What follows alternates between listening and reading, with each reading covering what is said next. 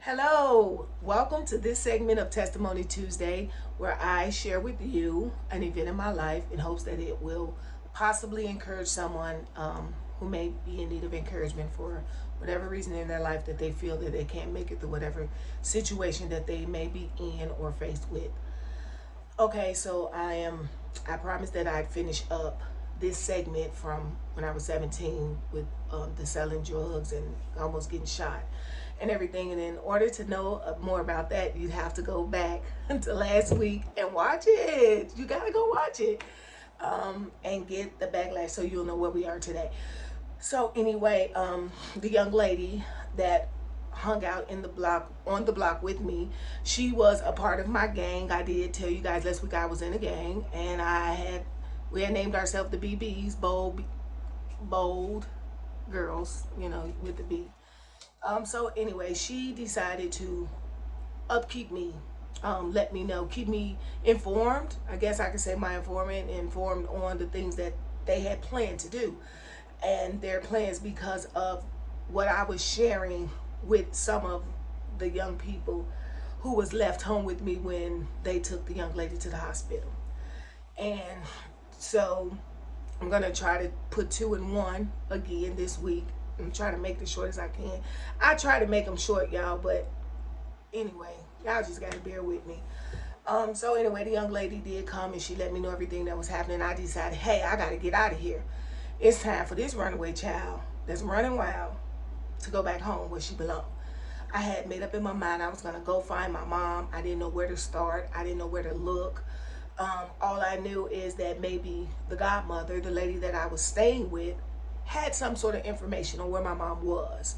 She knew, but she would come and put me down and make me feel like my mom didn't want me. So this particular day, it wasn't the next day from the last event of last week. Some time had passed. I'm not sure how much. But she came home. I don't know where she was. I believe she said she was at the currency exchange. So she came rushing home. She rushed in the door and she said, Robin, get your stuff. I saw your mom and she's on her way to get you. And I'm like, I'm trying not to sound excited because I didn't want her to know that, I knew about what they were doing and I was ready to go home. So I had to play into it. So I was like, she is. She was like, yeah, last time I saw her and talked to her, she was talking about how she was gonna jump on you for leaving and how she was gonna jump on me. And I'm saying to myself, now I know my mama do fight. My mom made a shade, don't play with her. But I knew that wasn't my mom. She wasn't coming to jump on me. If anything, she was coming to jump on you because you had her daughter and you not being straight up with all the information. So she came in, she was frantic. She started telling me to get all my things together. And she was like, go upstairs, go upstairs. That'll keep her from grabbing you. And so my thing was, I don't want to go upstairs. I want my mom to find me. I want her to see me here. And if she put on the show and want to do all that, I'm just going to be me and be like, I'm coming. I ain't going to put up no fight. So she had me scared and she was saying all these things. She pushed me out the door because her and her cousin, the guy was selling drugs, we were selling drugs for, he was with her and he came in and he forcing me to hurry up and get my stuff. And the neighbors looking out the window and they're like, what's happening? What's happening? So they had all talked about what they were going to do to me. They had all had their plans and everything. So the plan was not to let me go back to my mom. So she was like, take her upstairs. So the dad grabs me and I'm looking like, let me go. So he grabs me and so does the guy I was selling for. And they grab me and they force me up the stairs. And so the guy from upstairs, his wife grabs my bag. They take me upstairs to their apartment, which was the second floor. So they took me in, they set me in a chair. And the window was big so you could look out and see. They didn't let me get close to the window. They put me at a distance where I could still see outside and see what was happening downstairs. Second floor wasn't that high up, too bad. And so I remember my mom. I'm gonna jump a little bit because it's a lot to this segment and I want to get them crammed in before 25 minutes. So I remember them sitting me in the chair in front of the window and they told me don't move. You know, at that time, I really didn't give people trouble. I'm still like that. I don't want no beef. I don't want no confrontation. So I sat down. He's standing on one side and the other guy standing on the other side. So they looking at me and I hears my mom outside and I'm like, yeah, she coming to get me.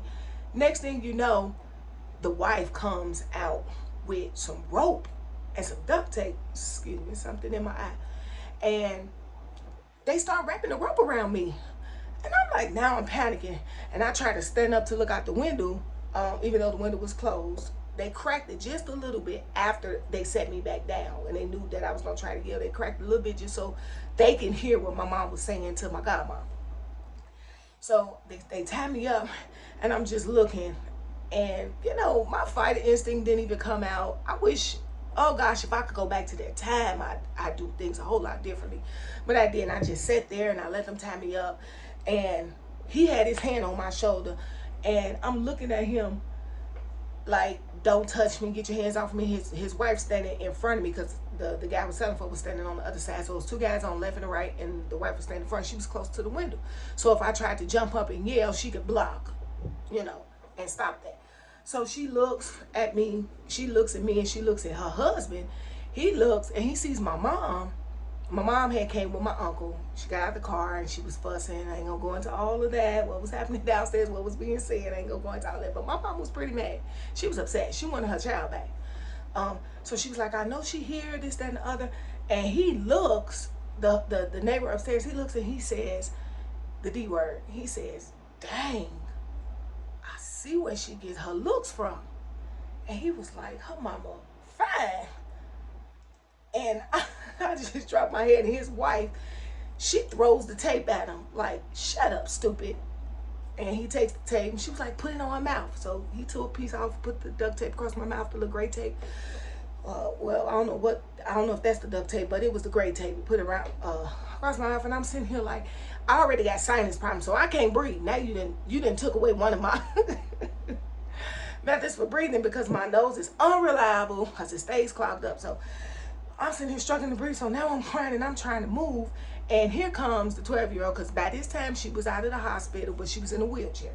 She comes out and she already paralyzed from the waist down, but she roll herself out, and she comes roll up on the side of me by her dad, and she spits on me. And I'm just like, I'm thinking to myself, they gonna kill me. What did I do to deserve this? Why don't these people like me? I already knew why they didn't like me, because of the words that somebody else said, somebody else put in them. And that's how, you know, in life, that's normally how it is sometimes. Other people don't know anything about you, but because of things that other people tell them, and now they have their opinions of you based off of what somebody else said, and they never got even got a chance to know you, but because of other people's words, they believe it. So long story short, my mom and her is going back and forth. I remember hearing my mom say, let me in, let me pass. And she was like, I'm not letting you in my house. And so that's when my uncle got out and was trying to calm my mama down and say, come on, listen. She was like, I'm not leaving here till I go in there and check. And then so the lady was like, you can go in there and check, you can go in there and check. She was like, but I really don't want you in my house. And my uncle was like, well, you don't know me, I can go in. That's when the guy was selling drugs for her, he ran downstairs, because I guess he thought my uncle was gonna try something or whatever. My uncle was pretty tall, so he didn't take no mess. So, and he didn't play about us, my mama's girls. So long story short, after they left, they got in the car and they left. I'm sitting up there crying, and I'm like, why they got me tied up? So then he snatches the tape from my mouth, and he muffs my head and tells me to shut up. So at this time, the guy sold drugs for us coming up the stairs to get me. They unwrapped the rope and everything, and the wife looks at me and was like, I can't stand you. And I'm looking at her like, I'm only 17. I didn't do anything to you, lady. Whatever your problems is with your husband, got nothing to do with me.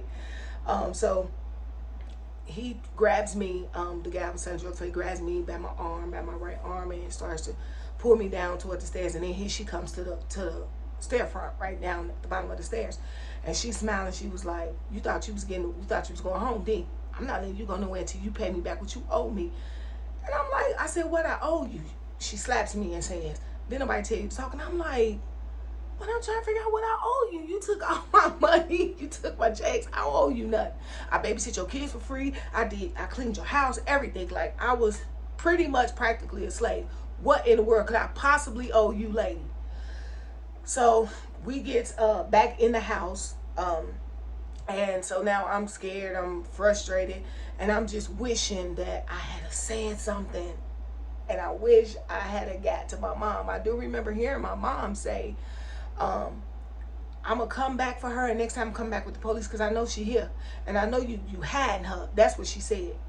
And so at that moment when she pushed me in the house and she said that you thought you was going home, I just looked at her after she said all that I owe her stuff, and I'm holding my face from the slap, and then I just started smiling and I started laughing, and she was like, "What you laughing at? What you laughing at?" And I didn't tell her what I was laughing at. I just shook my head, nothing. But what I was laughing at is the fact that you lied. You told me my mama didn't want me. You told me she wasn't gonna come looking for me. You told me that, you know, all the negative stuff she told me. So I'm sitting up here left like my mama do want me. That gave me motivation. I was just like, yeah, I gotta get out of here. My mama do want me. Now all I gotta do is find out where she at. The last time I left home, she was staying with my uncle, the one that came and came and brought her to get me. But apparently she hadn't. She had found her own place by then, because the reason why we moved, we were running from a stepdad. We had got away from his abuse, and that's all a part of my testimonies. You all will get some of all of that later. But I started strategizing. I started thinking. Some time had passed. I don't know exactly how much time, a week or two or some days. I really don't know, since that event had happened. And she started trying to build up trust. She started trying to make me trust her so that I wouldn't know what they were planning. But I had an informant, the young lady. I'm just gonna call her Rosalind. Rosalind was informing me, and Rosalind liked me because she was like, her mom and dad saw what was going on, and they didn't live on our block, didn't live in our building. They lived some blocks down. We were like on 16th Street. They probably were like on 18th Street or something like that. And so her dad was following it closely. The little girl's, I call it Rosalind. Her dad was following it closely. He kept asking about me, asking Rosalind to like check in with him and let him know. Didn't know the man had a motive. So one day he dropped Rosalind off and asked could Rosalind hang around me or whatever. He had asked her. My godmama had to time. She was like, yeah, she good. I got to make some runs. Are you gonna come back and pick her up? Because Robin can't go outside. He was like, yeah, I'll come back and pick her up. So when he dropped her off, my godmama was already gone. So when he came by, I'm thinking he dropping Rosalind off, stay with me. They just came to inform me some stuff. So he let her get out. He never gets out the car. He told Rosalind, get out, go in the house. He was like, come here, let me holler at you for a minute, Rob. That's what they call me, Rob. So I went to the car, and first thing I did was look back and check the second floor, because they were pretty much the people that was watching things for her when she left the house. Nobody was at the window. So he was like, get in for a minute, I want to holler at you. And I was like, I was nervous, and I was like, okay. So he said, look, Rosalind told me what's going on. If you need me and my wife's help, let me know. He was like, we'll get you some help if you have to come stay with us. So I'm like, okay. He was like, all right, baby girl, don't forget that. So I'm thinking, okay, but I didn't trust him. So I didn't tell him anything, because I don't know, you could be working with them. I ain't trust nobody at this point. Nobody. So I didn't give him any information. I went on in the house. Me and Rosa sat there, and she wanted to proceed to tell me everything that she had heard, because she was hearing it from the boy. The one who I gave the other rock to, who sold it. I mean, who gave it to him and left me hanging.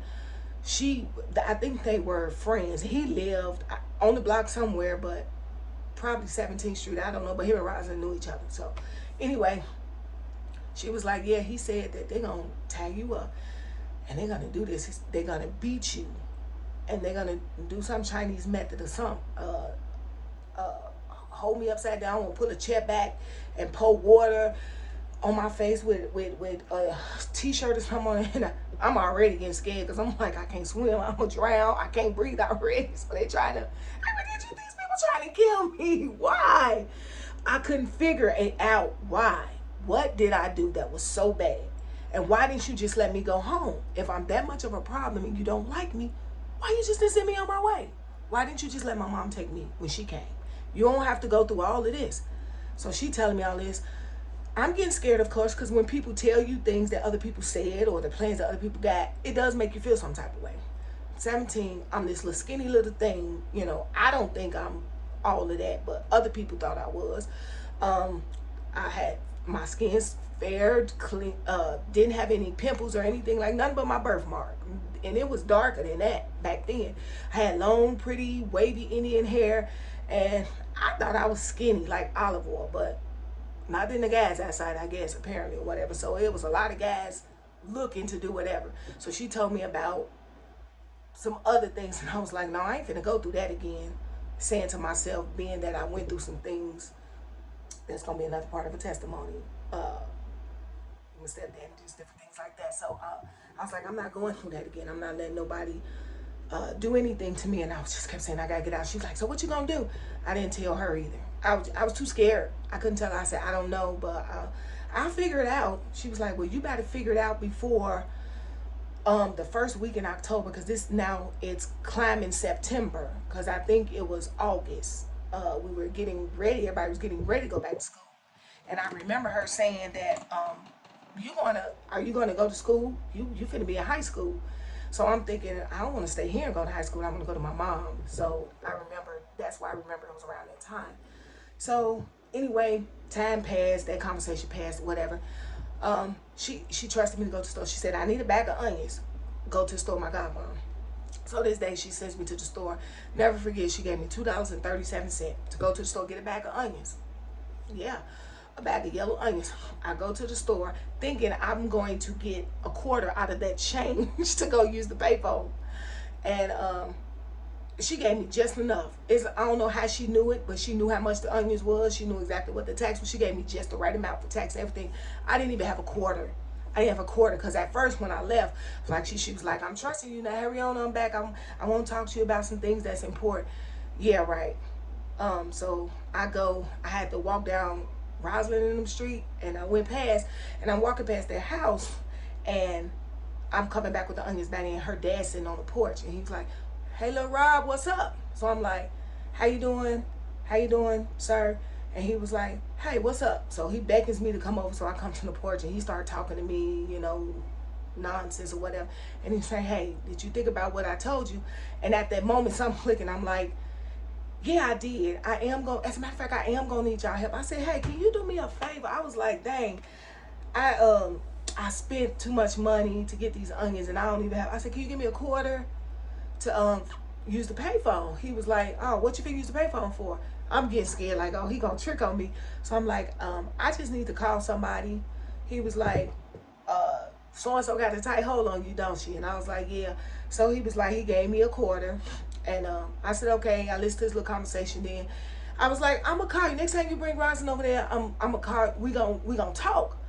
I don't know what I was saying. I didn't know what I was saying, but I was planning something at that time. So anyway, fast forward. I'm trying to fast forward because I see the time running down. I get to the payphone. I only knew one number by heart. And since I couldn't reach my mom, and I didn't know my uncle's number by heart, I knew my auntie's number, my mom's oldest sister. And I called her, and she was like, hey, baby, it's so good to hear from you. Girl, it's so good. Don't you know your mama live over here? And she started telling me where she lives. She's like, yeah, she over there. And they call it Newtown. And, you know, she told me where my mom lived and everything. And she told me what apartment. She said, oh, and your auntie staying with her. You know, she told my auntie which auntie was staying with. And she was like, girl, your mama miss you. She wants you to come home. And I said, thank you. And then a lady came on, you have so many minutes or whatever before the phone hung up. And I'm just like, I love you, auntie, and I would love to sit here and hear you talk, but I got to go. I'm on the time frame. I didn't tell her that, but I was thinking, I was just so happy. She gave me my mom's address. I put it in my mental brain, and I kept rehearsing the number. Not like repetitively like that, because I know you can forget when you rehearse it repetitively. So I just kept saying the number. And then I made a song and a little jingle, because I'm good at that, with the street name and address. So I got home, got back to her place. Everything was everything. She did have to talk with me or whatever. Told me that she think I should go home and this, that, and the other. But something was telling me that that was her plan, to make it look like I chose to go home. That they still were going to do what they was going to do, and then leave me in some kind of ditch and say, well, the last time we talked to her, she was going home. So that's what their plan was. So fast forward, the day that a week before school started back, the guy came by and he was looking for his daughter, because he had said I had sent her by here to come see if you could come over there and have dinner with us. And I was like, no, she didn't come. She hadn't made it yet or whatever. I don't know if she was coming for real or she got held up or whatever, but he was like, hey, you need my help. And that was the day I decided to get away. I said, yeah, I do need your help. He said, what you need me to do? I said, hey, I don't know where it came from, but I just started making up stuff in my mind. I said, hey, I talked to this lady who told me, he said, you need to get out of here, don't you? I said, I do, like today. I said, I talked to this lady who told me she had a spot for me. He said, well, what kind of spot? I said, it's like a group home for girls. There was no group home for girls. I said, it's like a group home for girls, and she need me to come sign this paper. He said, but it's the weekend. I said, yeah, but she told me she was visiting one little girl, and she told me to come to the address and sign my name on the paper, and she'll have a spot for me come Monday. He said, so what you gonna do for the weekend? I said, I don't know, I guess I gotta go stay at a hotel. Boom, gave him an idea. So he stood up, he's like, okay, I'll be right back, get your stuff together. He left, he came back, this man went and got a hotel. He had something in mind. He thought he was slick. So he comes and he tells me, hey, I got the hotel. Why don't we just go check you in? You get relaxed and everything, and you go meet this lady. I said, no, she gave me a certain time. I need to be there and I need to go sign this paper. I said, because I don't want to miss my spot. I said, I'm going to stay at the hotel for the weekend, but I really don't want to miss my spot. So can you please take me? He said, come on. You got your bag? I had one bag, 2 pairs of shoes, 4 t-shirts, and 3 pairs of jeans. And that was it. And I had on what I had on, some shorts or whatever, fila stuff I had on. And so I got in the car and nobody was there that day. Thank God, thank God, thank God. I don't even know where the neighbor was at, but I got in the car and he started driving, and he was strictly trying to convince me, really trying to convince me to go to the hotel first. I knew he had something in his mind. He was a big old dude, heavyset dude. And he just kept trying to come on to me. So his whole plan was to get me at the hotel.